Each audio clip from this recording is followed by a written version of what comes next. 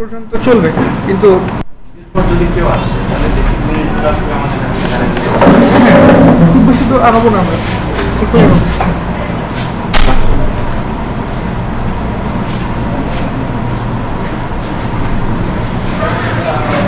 আচ্ছা, সমস্যা নেই। কালকে আমরা মেমোরি অপারেশন নিয়ে কথা বলছিলাম, আজকে আমরা আরেকটু ডিপে যাব। এটা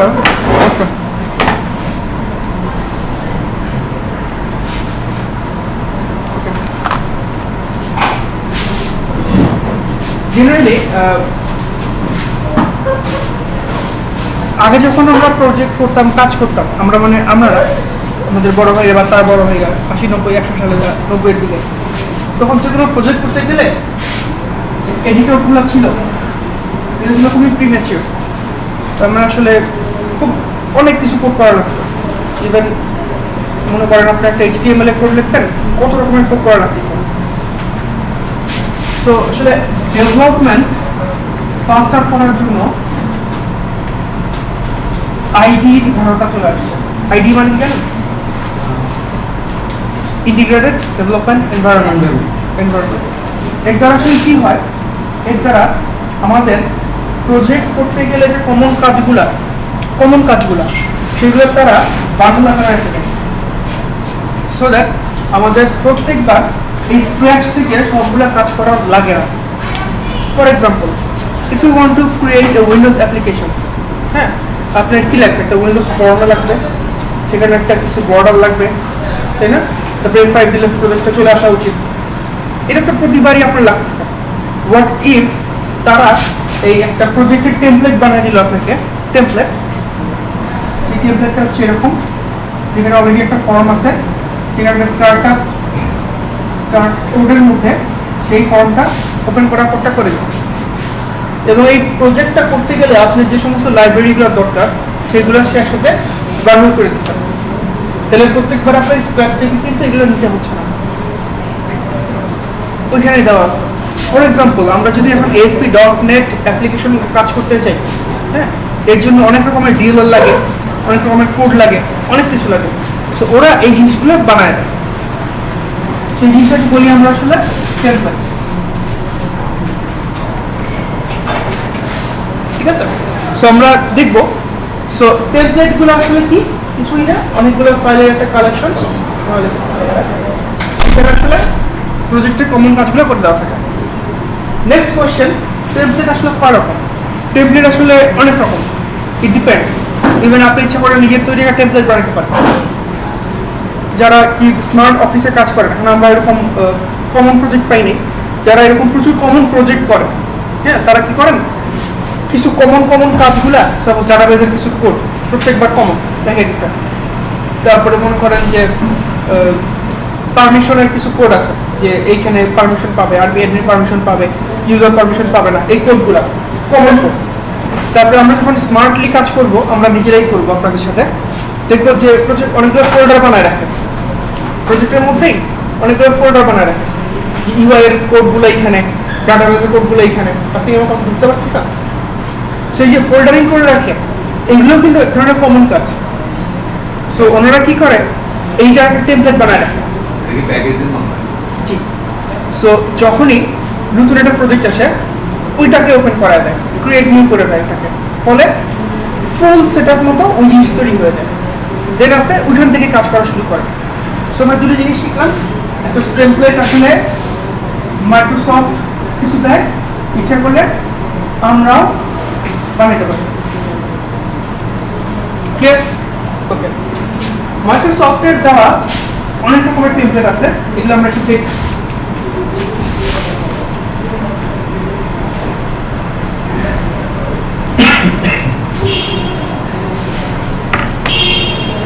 সো ভিজুয়াল স্টুডিওটা ওপেন করলে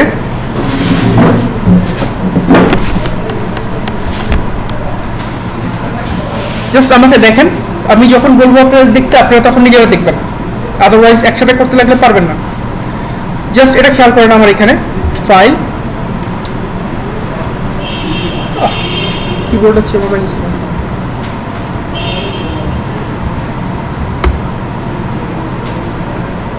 ওকে,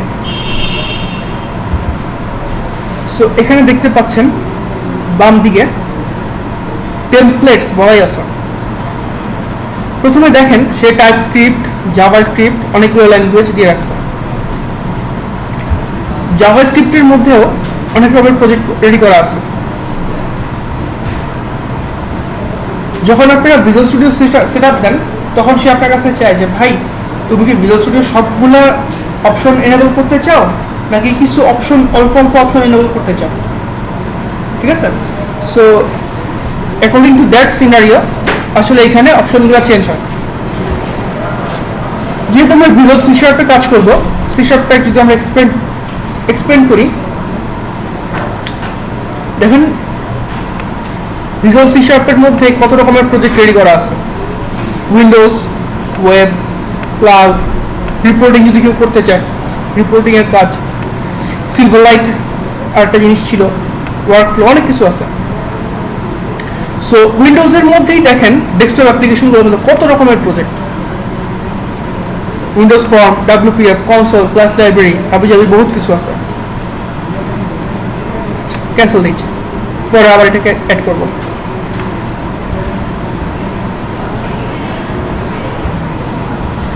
যদি আমরা এখানে একটা ফাইল অ্যাড করতে চাই, ফাইলের মধ্যেও কিন্তু অনেক রকমের টেমপ্লেট আছে। ঠিক আছে, ওয়েবে ক্লিক করলে HTML, CSS বহুত কিছু আসছে। জেনারেল পারফরমেন্সের জন্য, স্ক্রিপ্টের, জাভা স্ক্রিপ্টের জন্য বা অন্যান্য স্ক্রিপ্টিং ফাইল যেগুলো আছে, C++, অনেক কিছু আছে, ইভেন গ্রাফিক্সও আছে। ক্যান্সেল দিচ্ছি। So what's the conclusion? The conclusion is আসলে ভিজুয়াল স্টুডিও যেটা আইডি আমাদের ডেভেলপমেন্ট ফাস্টার করার জন্য এখানে অনেক ধরনের ফাংশনালিটি দেওয়া আছে। আমরা এটা totally exploit, that means use করার চেষ্টা করবো একসাথে সবাই মিলে। এবং এখানে অনেক টেমপ্লেট দেওয়া আছে, টেমপ্লেটগুলো নিয়ে আমরা কাজ করব। দ্য নেক্সট কোয়েশ্চেন অ্যারাইজ, আসলে কি নিয়ে কাজ করবো এখন আমরা? যেহেতু মাত্র আমরা কাজ শুরু করতেছি, কোনো সমস্যা? আচ্ছা ঠিক আছে, এখন সেন্ড সেন্ড করে নিয়ে পরে আমি কথা বলছি তো। 12 তো 13 হলে ভালো হয়। 13 লাগবে? আচ্ছা আমি দিয়ে দিই। 30 আছে? আচ্ছা আমরা কথা বলতে, যেটা আছে ওটা দিলে সবাই ইউজ আচ্ছা দুইটাই দিয়ে দিই, যার যেটা মন চায়।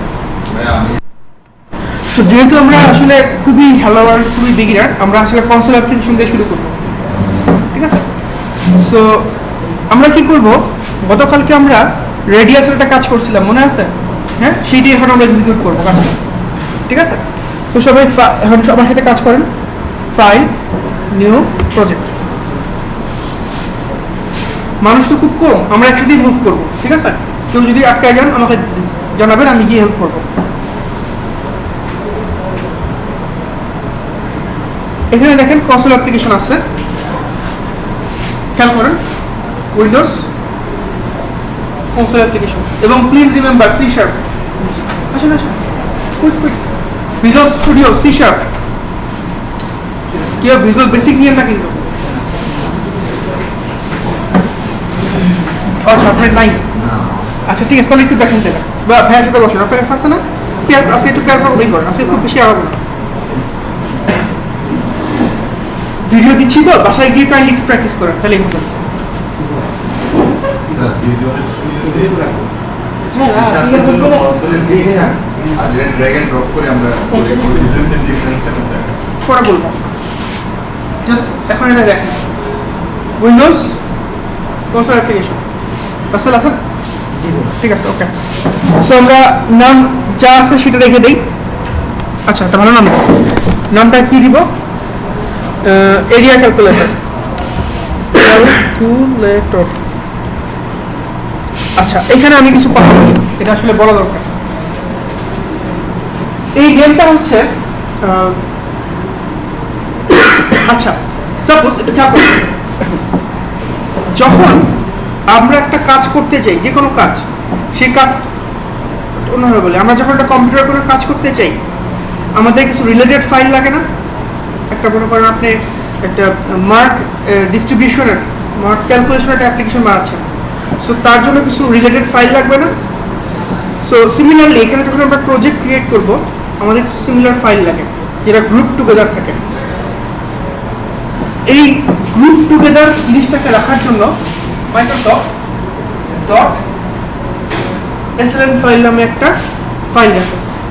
সো যখন আপনি ডট এসএলএন ফাইলটা ওপেন করেন সে আসলে সেই প্রজেক্টের রিলেটেড যত রকমের ফাইল আছে উইথ ডিএলএল সবগুলো একসাথে ওপেন করে।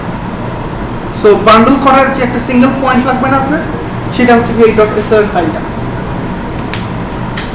একটু আগে বলছিলাম টেমপ্লেট অনেকগুলো ফাইল নিয়ে এসে একসাথে একটা গ্রুপ বানায় রাখে। সেই টেমপ্লেটিং একটা স্টার্টিং পয়েন্ট তো লাগবে যেখানে আপনি ডাবল ক্লিক করবেন, ঠিক না? এসএলএন ফাইল হচ্ছে সেই ডাবল ক্লিক পয়েন্টটা। সো যখনই আপনি ডট এসএলএন ফাইল লিখবেন ডাবল ক্লিক করবেন দেখবেন একটা প্রজেক্ট ওপেন হয়ে গেছে। ক্লিয়ার? সো তার নামটা আচ্ছা নেক্সটটা হচ্ছে যে একটা ফোল্ডারের মধ্যে রাখে সে পুরোটাকে।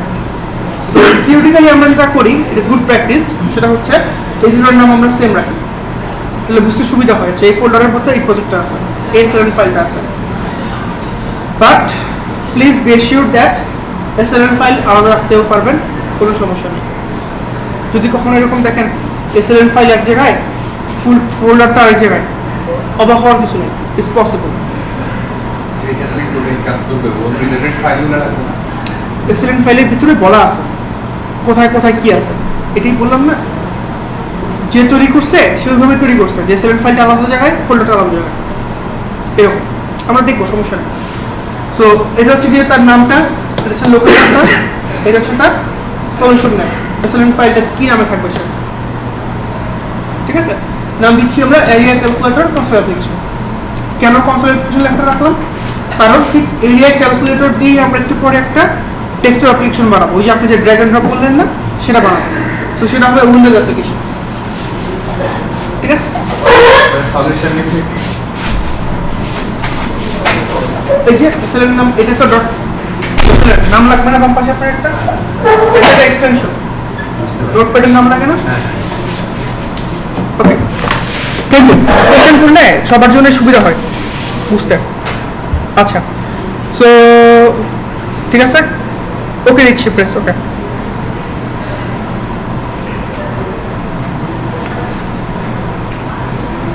আমরা কাজ করতে গেলে সবচেয়ে কমন যে ওয়ার্ডটা শুনবো সেটা হচ্ছে সলিউশন। তো সলিউশনটাকে বানাইছি, সলিউশন দেখেন সে বানাইছে এরিয়া ক্যালকুলেটর কনসোল অ্যাপ্লিকেশন, এবং তার মধ্যে একটা প্রজেক্ট রাখছে। এবং এইটা কোথায় পাচ্ছি আমরা, নাম কি এটা? Solution explorer. Thank you. আচ্ছা, জাস্ট একটু দেখেন যাদের যাদের প্রজেক্ট ওপেন আছে কি কি ফাইল দিয়ে আছে সে।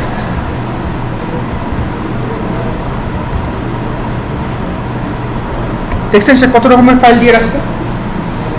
অ্যাসেম্বলি info.cs, কত রকমের ডিএলএল, দ্যাট মিনস রেফারেন্সেস, তারপরে সে program.cs দিছে।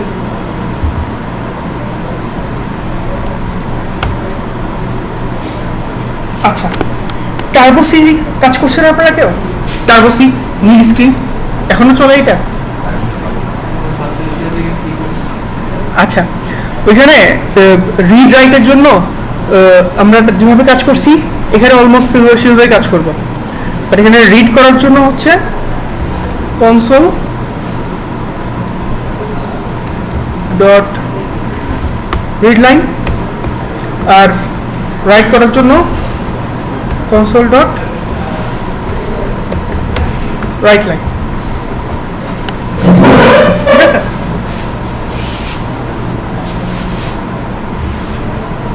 এইবার দেখেন কালকে আমাদের যে ডিসকাশনটার আস্তে আস্তে ইমপ্লিকেশন শুরু হচ্ছে। কালকে আমরা বলছিলাম যে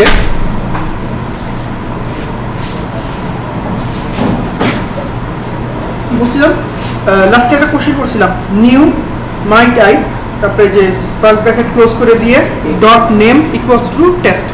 আমার কোশ্চেনটা ছিল টেস্ট কি মেমোরিতে আছে নাকি নাই, তারপরে ডিসকাশন করছিলাম আমরা, লাস্টে ধরছিলাম যে আছে। রিড লাইনের কাজটা কি সেটা কি জানেন? জানেন না?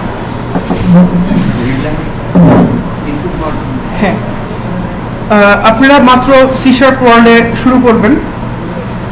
যদি এরকম হয় যে আপনি অন্য ল্যাঙ্গুয়েজেও যান, পিএইচপিতে যান বা জাভাতে যান বা হ্যাসকেল বা হোয়াটএভার, একটা জিনিস খেয়াল রাখবেন, প্রতিটা ল্যাঙ্গুয়েজের মধ্যেই কিন্তু একটা করে আইডি আছে, প্রতিটা ফাংশনের কিন্তু একটা ডেসক্রিপশন আছে, তাই না? ফাংশনের তো ডেসক্রিপশন থাকতেই হবে।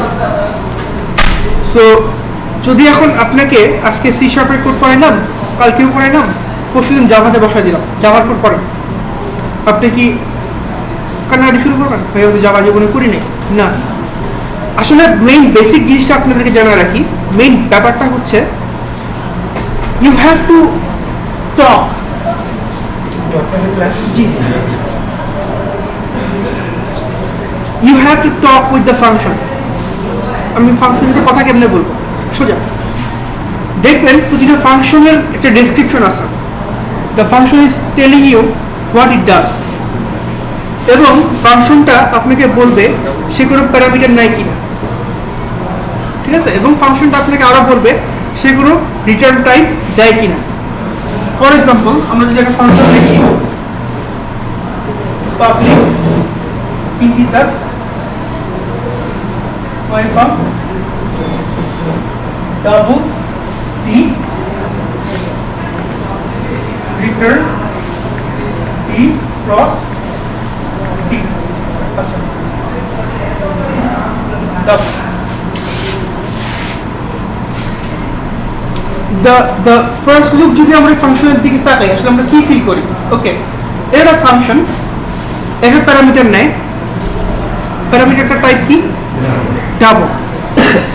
প্যারামিটার নাম হচ্ছে গিয়া ডি, এবং প্যারামিটারটা যে নিচ্ছে সে আসলে কি ফেরত দিচ্ছে? সে একটা ডাবল ফেরত দিচ্ছে। যখন আপনি এই মাইফাংকে কল করবেন, you are bound to, you have to, you must, তাই না, গিভ এ প্যারামিটার, আদারওয়াইজ এটা কোড কম্পাইল করবে? কোড কম্পাইল করবে না, because this function is designed to take a parameter. যদি আপনি প্যারামিটার না দেন সে আসলে কাজ করবে না। The next interesting part, এই ফাংশনটা যে রিটার্ন দিচ্ছে, এই রিটার্নটা কি মেমোরিতে কোথাও আছে নাকি নাই? খেয়াল করেন, আমি যে 10 দিলাম, কল গেল 10 10 100, 100.0 ফেরত আসলো, সে কি কোথাও মেমোরিতে রাখলো নাকি রাখে নাই? আপনি একটু মনে একটু কষ্ট হচ্ছে, কালকে এটা আমরা ডিসকাশন করছি। হ্যাঁ, কালকে কিছু মনে আছে? টেস্ট কিন্তু ছিল, দ্য প্রবলেম ওয়াজ টেস্ট আমরা কোথাও রাখি নাই। সিমিলার কেস, 100 কিন্তু মেমোরিতে আছে, বাট যদি আমরা এখানে একটা এইবার সেই সেলটাকে আমরা নাম দিচ্ছি, সেই নামটাকে এখন আমরা এক্সেস করতে পারবো এম দিয়ে, যা মন চায়, ঠিক আছে না কথাটা? সো এইটার ডেসক্রিপশন আমরা জানি, ফাংশনটাও বানাইছে, বাট এই যে আমাদের হাতে সামনে এখন যে রিড লাইনটা আছে দেখা যাচ্ছে, আচ্ছা সেই রিড লাইনটা আসলে কোনো না কোনো মাইক্রোসফটের প্রোগ্রামার বানাইছে, তাই না?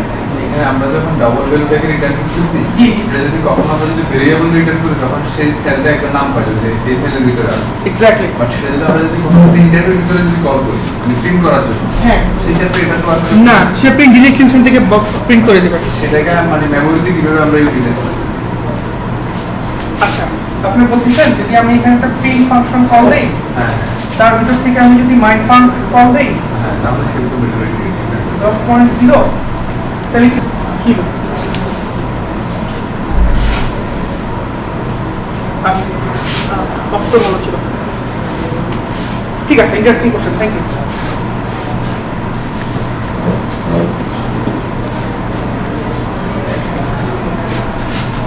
এইখানে মাই ফাংশনের ডেসক্রিপশন দেওয়া আছে, মাই ফাংশনের কোডটা, ওকে? আমি 10 পাঠাচ্ছি,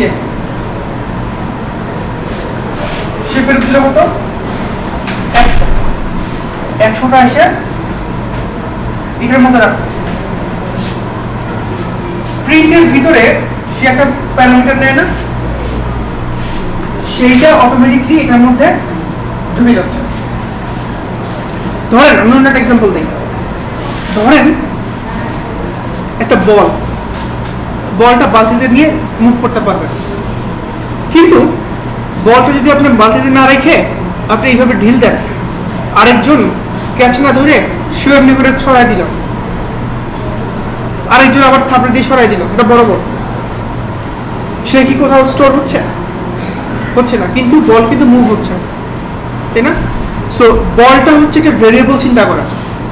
ভেরিয়েবলটা আমি একটা ভেরিয়েবল পাঠাচ্ছি ভ্যালু, সো 10-100টা সে এখানে রাখো, দেখতেছেন? 10-100 এখানে রাখো, রাখার পরে এটার তো কোনো নাম নাই, বাট এই যে এখানে আমি অটোমেটিকলি যে কলটা দিচ্ছি সে এখান থেকে তো চিনে আসে, সেখান থেকে অটোমেটিকলি এখানে পেয়ে যাবে। যদি আপনি বলেন যে না মাই ফাংশনটা আমরা আলাদা এক্সিকিউট করবো, প্রিন্ট এফ আমি আলাদা এক্সিকিউট করবো, তখন আপনার একটা পয়েন্টার লাগবে যে না তুমি এই সেল থেকে ভ্যালুটা নিয়ে আসো। বাট এখানে তো বলাই আছে যে তুমি মাই ফাংশনকে কল দিবা, কল দেওয়ার পর যে রিটার্নটা পাবা সেটার সময় এখানে বসাই দিবা। বলার কথা হচ্ছে এটা, জিনিসটা বুঝতে পারছো? আবার বলতেছে,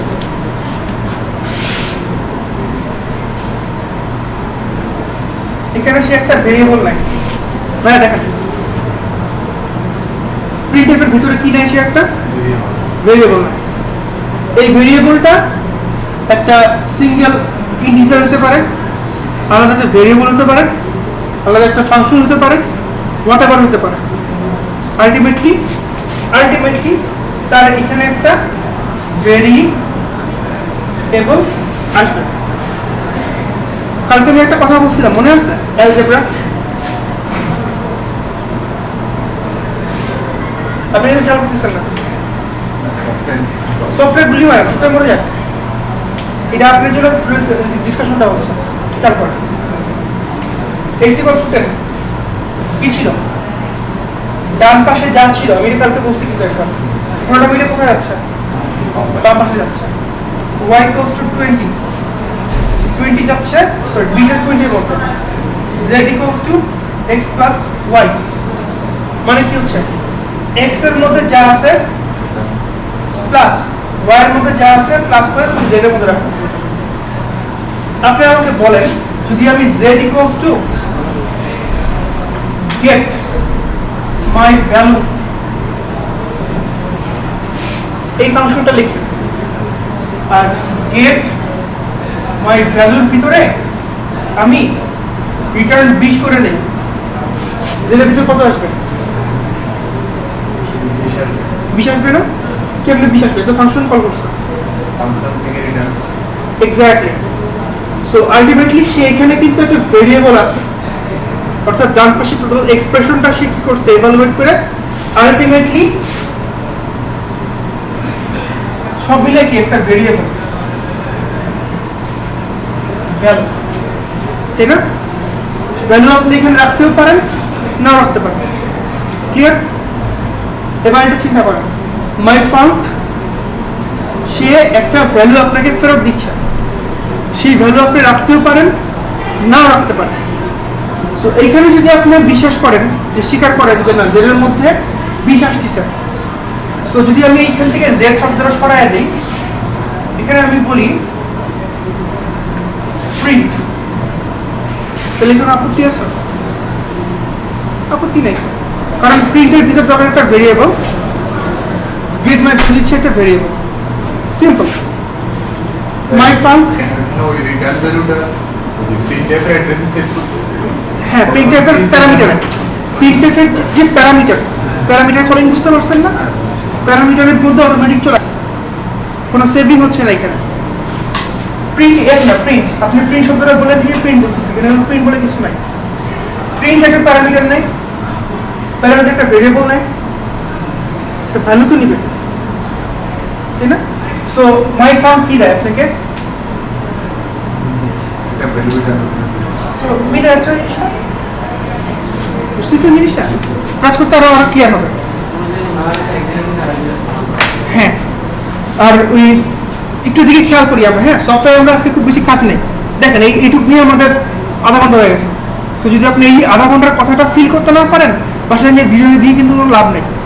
নেটে প্রচুর ভিডিও আছে, আমার ভিডিও নেটে প্রচুর আছে, কিন্তু এই ডিসকাশনটা কিন্তু পারবেন না আপনি। হ্যাঁ,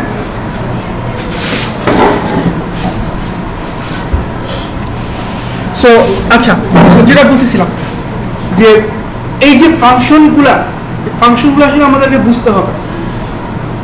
যদি আপনি ফাংশনগুলো বুঝতে পারেন যে না, this function do this work, this function take this parameter, this function gives us this value, তাহলে কিন্তু আপনি ইজিলি ওর সাথে কথা বলতে পারবেন। এখন আপনি আপনাদের ফাংশনে জানতো গিয়ে দেখেন রিড লাইন জিনিসটা আসলে আপনাকে কি দেয়। এখান থেকেই দেখেন, ওদিকে যাওয়ার দরকার নেই। ও সরি, এটা একটু মুছে দিই। দেখা কি করা যাবে? আমার স্ক্রিনটাই দেখেন, দেখেন আমি আপনাদেরকে বুঝাই। এই রিড লাইন জিনিসটার ডেসক্রিপশনটা হচ্ছে এরকম,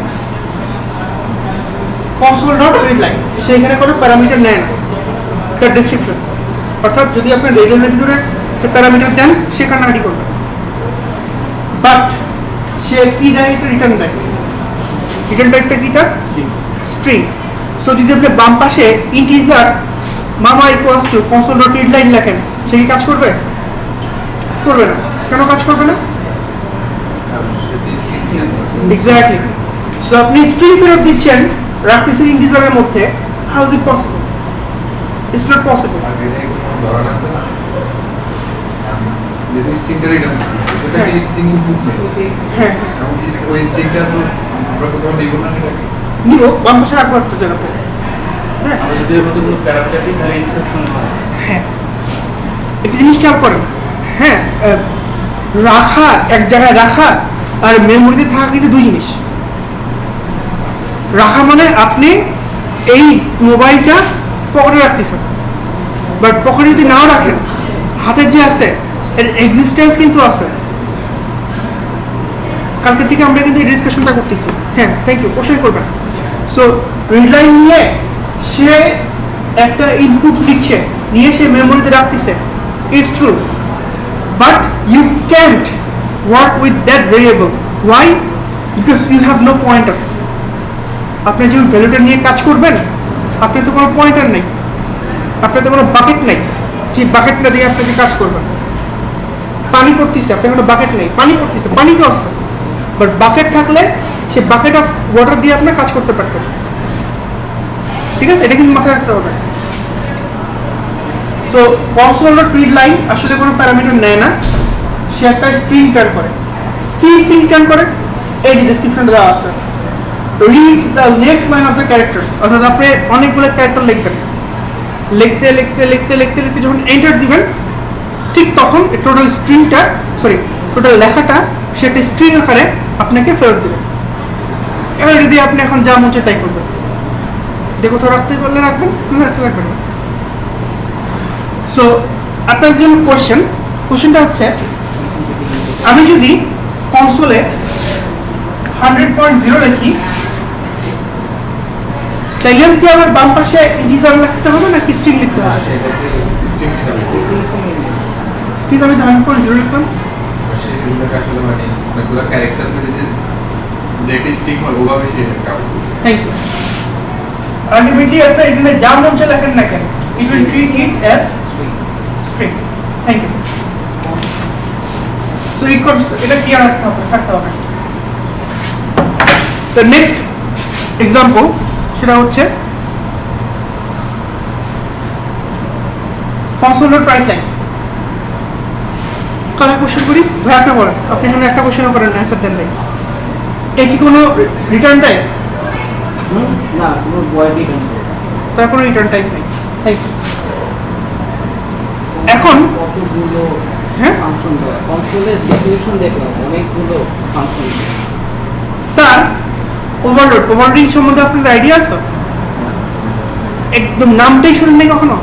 ওভারলোড হয়েছে অনেকগুলো জিনিসকে নিয়ে আসে। একই ফাংশনের অনেকগুলো, হ্যাঁ মানে এখানে কিভাবে কাজ প্যারামিটারের উপর করতেছে চেঞ্জ এটা করে, প্যারামিটারের উপর চেঞ্জ করে ফাংশনটা বিভিন্ন করে কাজ করে। হ্যাঁ, কিভাবে জানার দরকার নেই, জাস্ট মানে ওভারলোড নামটা তো শুনছেন, হ্যাঁ।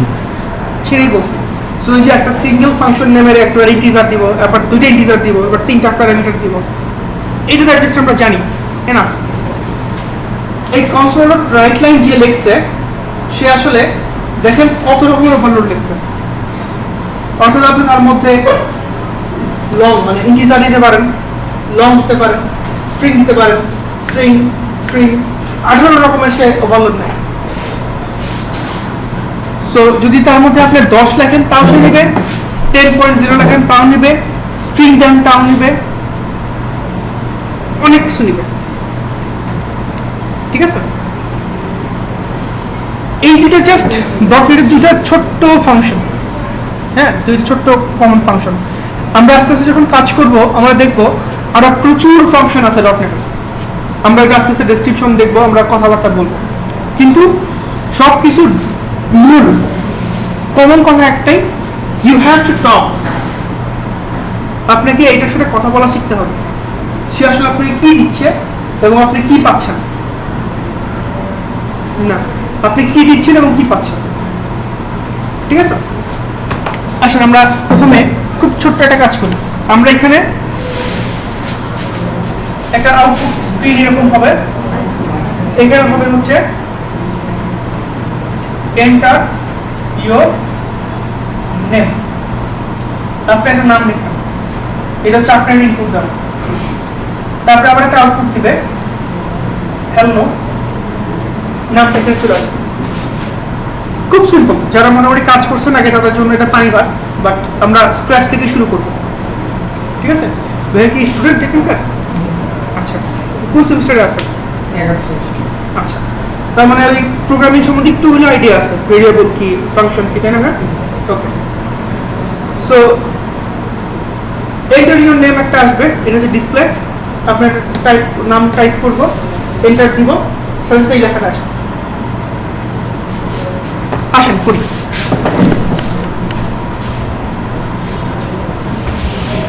আচ্ছা, টার্বোসিতে আমাদের স্ক্রিনটা হোল্ড রাখার জন্য একটা ফাংশন ছিল, ফাংশনটা কি মনে আছে?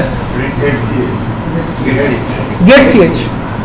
এইখানেও কি নাম আছে, কনসোল ডট রিড ক্যারেক্টার বা রিড লাইন দিয়েও হয় যদি আপনি না রাখতে চান। স্লিপ ফাংশন দিয়ে করা যায়। হ্যাঁ, স্লিপ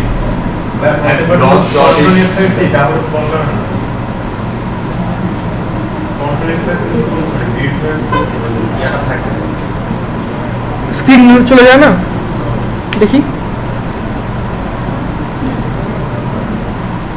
ও ঠিক আছে, এটা আমি জানতাম না, খেয়াল করিনি, থ্যাংক ইউ।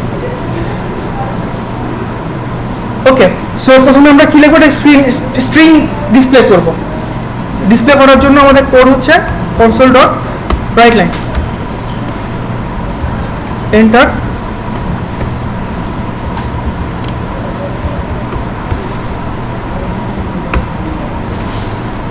এরপর আমরা ইনপুট দিব। পিসি নিয়ে আসেন, ল্যাপটপ আনার নেই? ল্যাপটপ নেই? আচ্ছা, আপনি একটু কষ্ট করে ল্যাপটপের মধ্যে, আপনার ল্যাপটপের কনফিগারেশন কিরকম, ভালো না খারাপ? আসলে আমার ডেস্কটপ আমার বন্ধু আছে, ডেস্কটপ কি ল্যাবে আমার এলাউড? ডেস্কটপ তো আমার আচ্ছা, মেইন কথা আমি বলছি যে ওই প্র্যাকটিস শুরু করে দিন কিন্তু বাসায়, হ্যাঁ।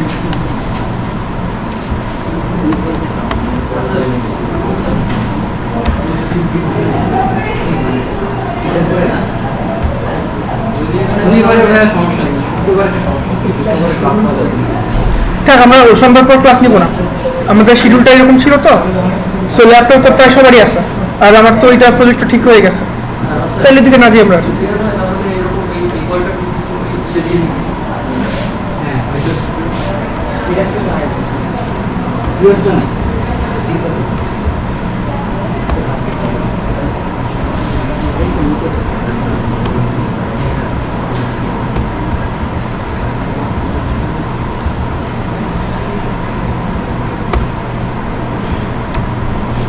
দেখেন তো কোডটা পড়ে বোঝেন কিনা।